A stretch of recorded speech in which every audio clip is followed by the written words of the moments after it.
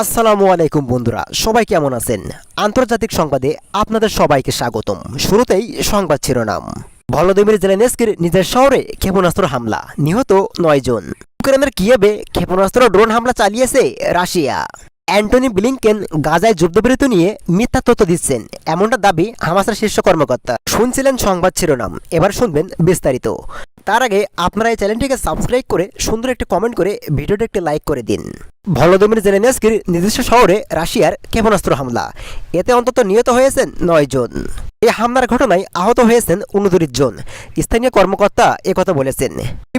ইউক্রেনের president Volodymyr জেলেনস্কির নিজস্ব শহর।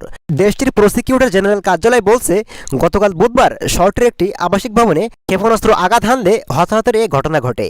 আহত ব্যক্তিদের মধ্যে 5 জন শিশু রয়েছেন। এর আগে এই ঘটনায় 4 জন নিখোঁজ হওয়ার খবরও পাওয়া যায়। হামলার ঘটনার পর জরুরি পরিষেবা সংস্থা, পুলিশ ও স্বেচ্ছাসেবকেরা ধ্বংসস্তূপে উদ্ধার অভিযান শুরু করে। ঘটনাস্থানে আনা হয় অনুসন্ধান কাজে ব্যবহার করা কুকুর। এদের সংখ্যা আরও বাড়তে পারে বলে আশঙ্কা করা হচ্ছে। হামলার বিষয়ে রাশিয়ার প্রতিরক্ষা মন্ত্রণালয় প্রকাশ্যে কোনো মন্তব্য করেনি। হামলায় নিহত ব্যক্তিদের স্বজন ও বন্ধুদের প্রতি সমবেদনা জানিয়েছেন ইউক্রেনের প্রেসিডেন্ট।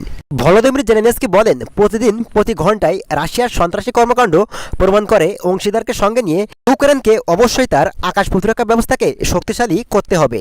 এই ঘটনায় একজন আহত নারীকে ধ্বংসস্তূপের নিচ থেকে উদ্ধার করার পর স্ট্রেচারে করে নিয়ে যেতে দেখা হয়। হামলার পর আগুন নেভাতে দমকল বাহিনীর সদস্যদের তৎপরতা চালাতে দেখা যায়। ইউক্রেনের কিয়েভে ক্ষেপণাস্ত্র ও ড্রোন হামলা চালিয়েছে রাশিয়া। গতকাল মঙ্গলবার রাতে চালানো এই হামলায় ক্ষয়ক্ষতি বা হতাহত হওয়ার কোনো তথ্য পাওয়া যায়নি। কিয়েভের সামরিক প্রশাসনের প্রধান সইপভকো বলছেন, আকাশ প্রতিরক্ষা ব্যবস্থাকে ব্যবহার করে আগ্নেয় ক্ষেপণাস্ত্র ও ড্রোন ধ্বংস করা হয়েছে।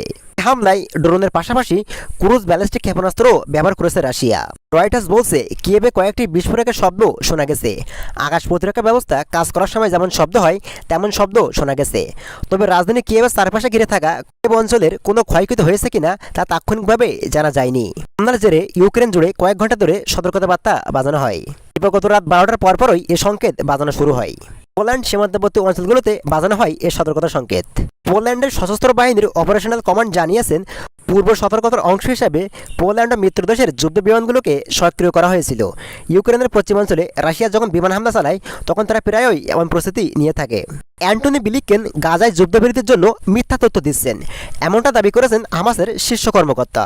কাতারের আল আরাবি টিভিতে সাক্ষাৎকার দেওয়ায় ওসামা হামদাদ জানান, যুদ্ধবিরতি নিয়ে নতুন অথবা সংশোধিত কোনো প্রস্তাব দেওয়া হয়নি। শুধু যুদ্ধবিরতির যথাযথভাবে কার্যকারী নিশ্চিত করতে যুক্তরাষ্ট্রের পক্ষে লিখিত গ্যারান্টি চাওয়া হয়েছে।